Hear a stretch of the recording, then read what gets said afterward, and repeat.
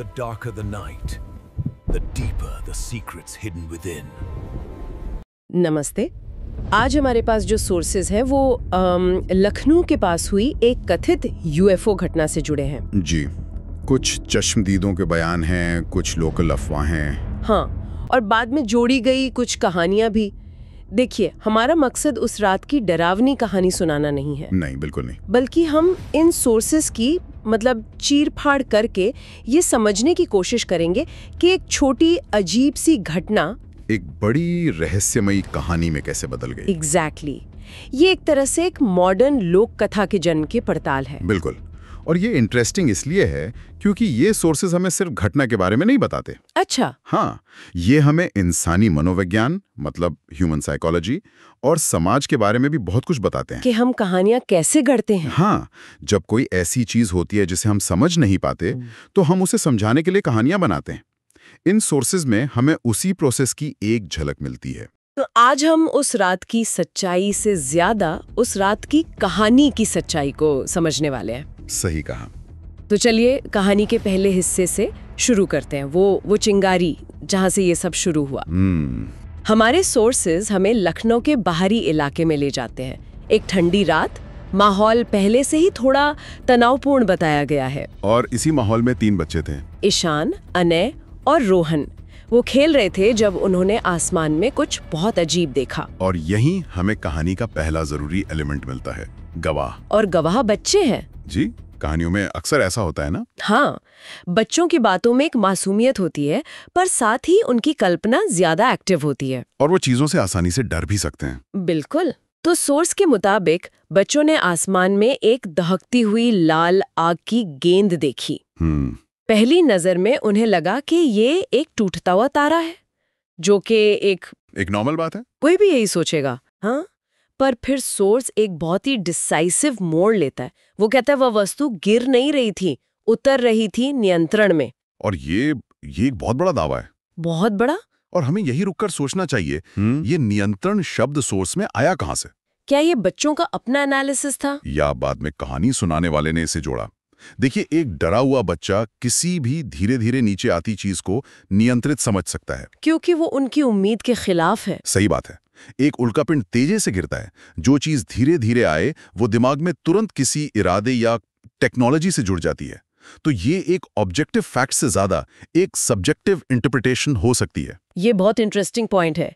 खैर, ये चीज पास के खेतों में जाकर गायब हो गई। और बच्चे डरकर घर भागे और अपनी माँ कविता शर्मा को सब कुछ बताया। और माँ का पहला रिएक्शन क्या था? काफी स्वाभाविक, उन्होंने हंसकर बात को टालने की कोशिश की। पहली प्रतिक्रिया हमेशा शक की होती है। हमारा दिमाग हमारी जानी पहचानी दुनिया को चैलेंज करने वाली किसी भी जानकारी को खारिज करने की कोशिश करता है। ये एक तरह का साइकोलॉजिकल डिफेंस है। लेकिन ये डिफेंस ज्यादा देर टिका नहीं। क्यों?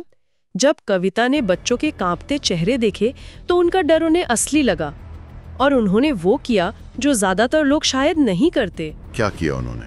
वो सच का पता लगाने निकल पड़ी।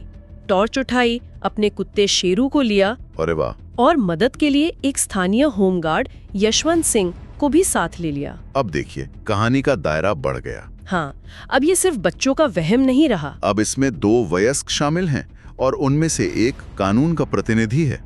ये कहानी को एक विश्वसनीयता की परत देता है। बिल्कुल। यशवंत का साथ होना इस घटना को एक पर्सनल एक्सपीरियंस से एक पब्लिक मामले की तरफ ले जाता है। अब ये सिर्फ एक परिवार की नहीं बल्कि समुदाय की चिंता बन गई है। तो अब हमारे पास एक नाटकीय घटना है जो पूरी तरह से गवाहों के बयानों पर आधारित है। जी। अब देखते हैं कि सोर्स फिजिकल सबूतों के बारे में क्या कहता है, क्योंकि यहीं से कहानी और पेचीदा हो जाती है। अच्छा। वे लोग खेतों की ओर जाते हैं और सोर्स माहौल को बहुत डरावना बताता है। धुंध, पेड़ों की सरसराहट, दूर से आती ट्रेन की आवाज। हाँ, ये कहानी कहने की क्लासिक तकनीक है। मतलब माहौल बनाया जा रहा है। हाँ, आने वाली असाधारण घटना के लिए स्टेज तैयार किया जा रहा है। यह हमें बताता है कि गवाह पहले से ही एक डरे हुए और तनावपूर्ण मानसिक स्थिति में थे। तो उस हालत में देखी गई चीजों का वर्णन कितना सटीक हो सकता है, ये एक बड़ा सवाल है। और उस स्टेज पर उन्हें जो चीज दिखती है वो वाकई असाधारण है। सोर्स वर्णन करता है एक अंडाकार धातु सा ढांचा जिसकी दरारों से लाल धड़कन जैसी रोशनी बाहर आ रही थी। धड़कन जैसी? हाँ, और उसके चारों ओर फैला हुआ हरे रंग का चुभने वाला धुआं। चलिए इस वर्णन को थोड़ा खोलते हैं। अंडाकार धातु सा ढांचा, ये 1950s और 60s की क्लासिक फ्लाइंग सॉसर की इमेज से मिलता जुलता है। सही। धड़कन जैसी रोशनी इसे एक मशीन के साथ साथ एक जीवित चीज जैसा महसूस कराती है, जो इसे और रहस्यमय बनाती है। और वो चुभने वाला धुआं, वो सिर्फ एक विजुअल डिटेल नहीं है, वो एक सेंसरी एक्सपीरियंस है जो कहानी को ज्यादा वास्तविक महसूस कराता है। और इस धुएं के असर का पहला सबूत उनका कुत्ता शेरू देता है। क्या करता है वो गुर्राता है, उस चीज की तरफ भागता है, लेकिन फिर चीखता हुआ लौट आता है। अच्छा। सोर्स कहता है उसकी आंखों से पानी बह रहा था, जैसे उस धुएं ने उसकी सांसें जला दी हों। जानवरों की प्रतिक्रिया ऐसी कहानियों में ये एक बहुत शक्तिशाली टूल है। कैसे? हम मानते हैं कि जानवरों में एक छठी इंद्री होती है, वो खतरे को इंसानों से पहले भांप लेते हैं। शेरू की ये प्रतिक्रिया सुनने वालों के मन में उस चीज के खतरनाक होने के विचार को पुख्ता कर देती है। मतलब ये एक तरह का भावनात्मक सबूत है। बिल्कुल, भले ही वैज्ञानिक ना हो सकता है वहां कोई गैस लीक हो रही हो या कोई और केमिकल हो, लेकिन कहानी में इसे अलौकिक खतरे के संकेत के रूप में पेश किया गया है। सही। और फिर वो खतरा सामने आता है। जी हाँ, एक तेज लंबे सांप जैसी फुफकार के बाद यशवंत की टॉर्च की रोशनी में एक आकृति दिखती है, और इसका वर्णन बहुत ही स्पेसिफिक है। क्या? 10 फुट ऊंची तैरती हुई आकृति, गहरे हरे लबादे में, जिसका हुड उल्टे पत्ते जैसा नुकीला था। तैरती हुई? हाँ, और हुड के अंदर एक लाल चमकता हुआ चेहरा। एक मिनट, यहाँ सोर्स कहानी कहने के कुछ क्लासिक तरीकों का इस्तेमाल कर रहा है। जैसे कि तैरती हुई आकृति भूतों और आत्माओं की याद दिलाती है। लबादा और हुड पश्चिमी कल्चर के ग्रिम रीपर या मौत के सौदागर की इमेज से जुड़ा है। और वो लाल चमकता चेहरा, वो शैतानी ताकत का प्रतीक है। ये दिखाता है कि गवाहों का बयान शायद असलियत से ज्यादा उनके अपने गहरे कल्चरल डरों से प्रभावित था। मतलब उन्होंने जो देखा उसे समझाने के लिए उनके दिमाग ने उन छवियों का इस्तेमाल किया जो पहले से उनके सबकॉन्शियस में मौजूद थी। बिल्कुल। सोर्स हमें सिर्फ घटना नहीं बल्कि इंसानी मनोविज्ञान के बारे में भी बता रहा है। और फिर आमना सामना होता है। उस जीव के चेहरे से 2 लाल किरणें निकलती हैं और सीधे उन लोगों पर टिक जाती हैं। और फिर वो धीरे धीरे जमीन की ओर उतरना शुरू कर देता है। और बस ये वो पल था जब यशवंत का साहस जवाब दे गया और सब लोग वहां से भाग निकले। ये फाइट और फ्लाइट की एक क्लासिक प्रतिक्रिया है। और दिलचस्प बात यह है कि जब पुलिस वहां पहुंची तो उन्हें कुछ नहीं मिला, न यान, न धुआं, न जीव, सिवाय एक चीज के। सोर्स कहता है कि वहां जमीन पर अजीब गोल निशान थे। हाँ। ये कहानी में पहला ठोस फिजिकल सबूत है। हाँ, लेकिन ये सबूत भी कितना ठोस है। अजीब गोल निशान कुछ भी हो सकते हैं, किसी गाड़ी के टायर के निशान, किसी जानवर के बनाए निशान या मिट्टी के कटाव का नतीजा। लेकिन एक रहस्यमयी कहानी के कॉन्टेक्स्ट में ये निशान अपने आप में एक बड़ा सबूत बन जाते हैं। ये कहानी को जमीन से जोड़ते हैं। सही कहा, उसे सिर्फ एक हवाई कल्पना होने से रोकते हैं। यहीं से एक अफवाह को सबूत का लबादा पहनाया जाता है। अगर कहानी यहीं खत्म हो जाती तो शायद ये एक लोकल किस्सा बनकर रह जाती, लेकिन ऐसा हुआ नहीं। अगले ही दिन लखनऊ से 15 किलोमीटर दूर बाराबंकी रोड पर एक और घटना होती है। और इस बार गवाह अलग हैं। हाँ, एक दंपत्ति रीता और अजय दुबे। और ये कहानी के डेवलपमेंट का तीसरा और सबसे जरूरी चरण है, पुष्टि, कंफर्मेशन। हाँ, जब तक एक ही ग्रुप गवाह होता है कहानी को वहम कहकर खारिज किया जा सकता है, लेकिन जब एक दूसरा पूरी तरह से अलग ग्रुप एक अलग जगह पर वैसी घटना रिपोर्ट करता है तो कहानी को बल मिलता है। बिल्कुल। अब ये एक पैटर्न जैसा दिखने लगता है। इस घटना में भी कुछ समानताएं थी और कुछ अंतर भी। जैसे रीता और अजय स्कूटर से जा रहे थे कि अचानक उनका इंजन बंद हो गया। फिर ऊपर से एक गाढ़ी लाल रोशनी आई और हवा में सल्फर जैसी गंध फैल गई। इंजन का बंद होना और अजीब रोशनी, ये यूएफओ कहानियों के क्लासिक तत्व हैं। अच्छा। हाँ, 1970s और 80s की लगभग हर यूएफओ कहानी में ये मिल जाएगा। माना जाता है कि एलियन यान से निकलने वाली इलेक्ट्रोमैग्नेटिक एनर्जी हमारे उपकरणों को बंद कर देती है। तो ये तत्व इस लोकल कहानी को एक ग्लोबल पैटर्न से जोड़ देता है, जिससे ये ज्यादा विश्वसनीय लगती है। लेकिन यहाँ जो जीव सामने आया वो पहले वाले से अलग था। कैसा था? सोर्स उसे एक काला लंबा सर्पिल सा शरीर वाला बताता है, जिसकी चाल इंसानी नहीं थी। वो उनके पास आया और अपने पंजे जैसे हाथ स्कूटर की हेडलाइट पर रख दिए। ये व्यवहार बहुत ही कंफ्यूजिंग है। हाँ, पहले वाला जीव एक डरावना राक्षस लग रहा था। ये वाला जीव ज्यादा जिज्ञासु मतलब क्यूरियस लगता है। जैसे कोई वैज्ञानिक जांच पड़ताल कर रहा हो। हाँ, अब कहानी में एक नई परत जुड़ गई है। क्या ये दो अलग-अलग प्रजातियां थी या एक ही जीव के अलग-अलग रूप थे? ये असंगति कहानी को कमजोर करने की बजाय और मजबूत करती है, क्योंकि ये उसे और ज्यादा रहस्यमयी बना देती है। और अप्रत्याशित। कुछ देर बाद वो जीव अंधेरे में गायब हो गया और स्कूटर का इंजन अपने आप चालू हो गया। इन दो घटनाओं के बाद, जैसा कि होना ही था, लखनऊ में अफवाहों का बाजार गर्म हो गया।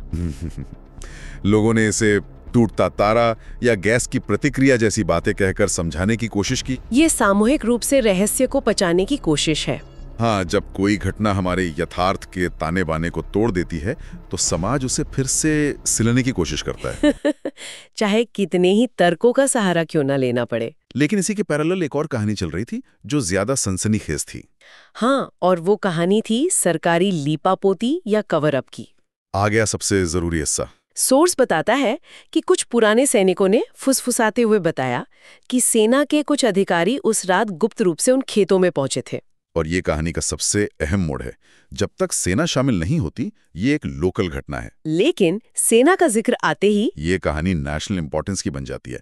ये उस दावे को वजन देता है, भले ही इसका कोई सबूत ना हो। सोर्स हमें बता रहा है कि कैसे एक अफवाह को सच जैसा महसूस कराया जाता है। उन अधिकारियों को कथित तौर पर कुछ मिला भी, चांदी जैसे धातु के टुकड़े और तेल जैसा काला पदार्थ, जिसे वो उठा के ले गए। हाँ, ये उन गोल निशानों के बाद दूसरा फिजिकल सबूत है जिसका जिक्र मिलता है, और ये ज्यादा ठोस लगता है। लेकिन ध्यान दीजिए, ये सबूत भी हमें सीधे नहीं मिला। ये एक सैनिक की फुसफुसाहट के जरिए हम तक पहुंचा है। ये सेकंड या थर्ड हैंड जानकारी है। बिल्कुल, लेकिन कहानी में इसका काम बहुत बड़ा है। ये फिजिकल सबूत देता है और साथ ही उसे तुरंत गायब भी कर देता है, जिससे कहानी को चैलेंज करना नामुमकिन हो जाता है। आप उस चीज को कैसे गलत साबित करेंगे जो अब मौजूद ही नहीं है। सही। कवर अप की कहानी सबूतों की कमी को ही सबसे बड़ा सबूत बना देती है। और इस कवर अप की कहानी को और हवा दी एक आखिरी अफवाह ने, जो शायद सबसे चौंकाने वाली है। क्या थी वो? दावा किया गया कि उसी रात भारतीय वायुसेना का एक इंटरसेप्टर जेट भी रडार से लापता हो गया था। अरे बाप रे! और उसके पायलटों के नाम रिकॉर्ड से हटा दिए गए। ये मिथक निर्माण का मतलब मिथ मेकिंग का फाइनल स्टेज है। एक लड़ाकू विमान का गायब होना और पायलटों के अस्तित्व को मिटा देना, ये किसी भी कहानी को एक लोकल किस्से से उठाकर एक महाकाव्य जैसी साजिश के स्तर पर ले जाता है। अब ये सिर्फ लखनऊ की कहानी नहीं रही, ऊंचाई दे दी है जहां से उसे नीचे उतारना लगभग नामुमकिन है। तो अंत में इन सभी सोर्सेस को खंगालने के बाद हमारे पास क्या बचता है? कुछ गवाह जिनके बयानों पर उनके डर और कल्चरल विश्वासों का असर हो सकता है, कुछ अस्पष्ट फिजिकल सबूत जो गायब हो गए, और अफवाहों का एक ऐसा जाल जो समय के साथ और मजबूत होता गया। बिल्कुल, ये घटना एक केस स्टडी की तरह है कि कैसे मॉडर्न लोक कथाएं बनती हैं। एक असामान्य चिंगारी, शायद कोई प्राकृतिक घटना या कोई गलत पहचान, हाँ, उस पर इंसानी डर और कल्पना की परतें, फिर समुदाय द्वारा उसे कन्फर्म करना, और अंत में एक बड़ी साजिश की कहानी से उसे अमर बना देना। वो साया शायद एक रात के लिए आया था जी, लेकिन लोगों के दिमाग में जो कहानी उसने छोड़ी वो हमेशा के लिए रह गई। तो इन सब पर विचार करने के बाद हमारे सुनने वालों के लिए सोचने वाली बात क्या हो सकती है? यहाँ एक विचार है। सोर्सेज में दो अलग अलग तरह के जीवों का जिक्र है, एक डरावना खतरनाक राक्षस और दूसरा एक शांत जिज्ञासु अन्वेषक। और ये दोनों एक ही कहानी का हिस्सा है।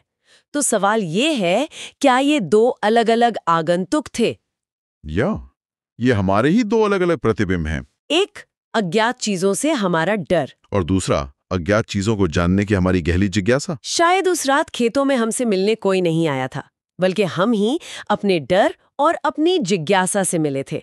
इस पर जरूर सोचिएगा। मिलते हैं अगली बार। Welcome to Andheri Kahaniyan. If you seek the darkness, subscribe and ring the bell for more chilling tales.